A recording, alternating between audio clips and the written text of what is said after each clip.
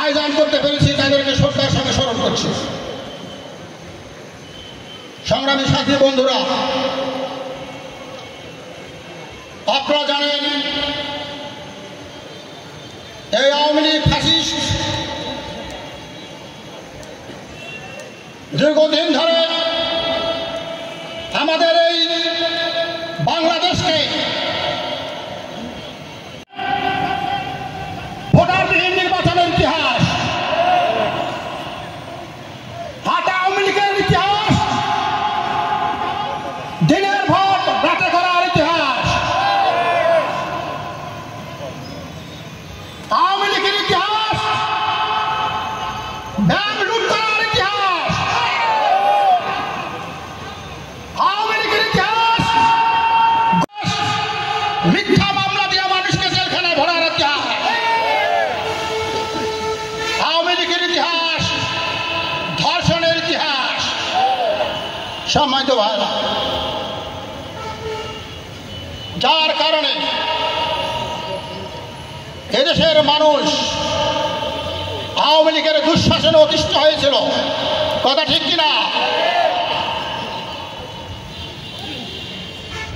তাদের অন্যায়, অত্যাচার, জুলুম, নির্যাতন, অত্যাচার করে, আর এই জুলুম অত্যাচার যে দলটির উপর করেছে সবচেয়ে বেশি, সেই দলটির নাম কি? বাংলাদেশ জামাত ইসলামী আর ইসলামী ছাত্র শিবির। কথা ঠিক কিনা?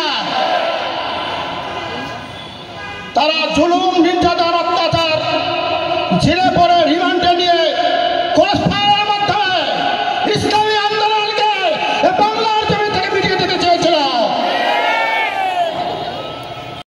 ৭১ দেশ স্বাধীনের পরে আমরা ৫৪ বছর স্বাধীনতার স্বাদ পাই নাই, পেয়েছি?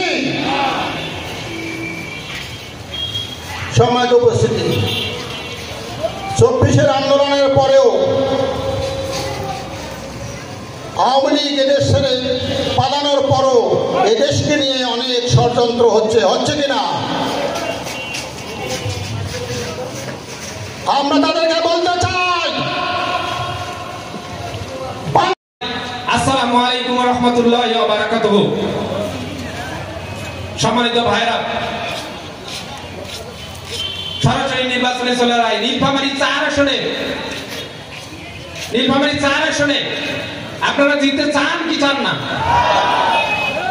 যাক, আলহামদুলিল্লাহ। আমি আশা করেছিলাম যে আপনারা একটু হতাশ, করিতে পারি না কাজ, সদাময় সদালাস, সংশয়ে সংকল্প টলে, পাশে লোকে কিছু বলে। বাংলাদেশ জামাত ইসলামী, বাংলাদেশ ইসলামী ছাত্র শিবিরের কেন্দ্রে গিয়ে জিজ্ঞাসা করেন সারা দেশের মধ্যে কোন জেলাগুলো জামাতে ইসলামের ভোটের সংখ্যা এগিয়ে আছে, সবার আগে নীলফামারীর নাম বলবে। এগুলো আবেগ দিয়ে কথা বলে না তারা, অথচ আমরা হতাশ যে ভাই আপনি যতই যাই বলেন নীলফামারী ২, নীলফামারী ৩, জলঢাকা, ডোমার ডিমলা ওইদিকে একটু সহজ হলেও কিশোরগঞ্জে একটু কঠিন আছে।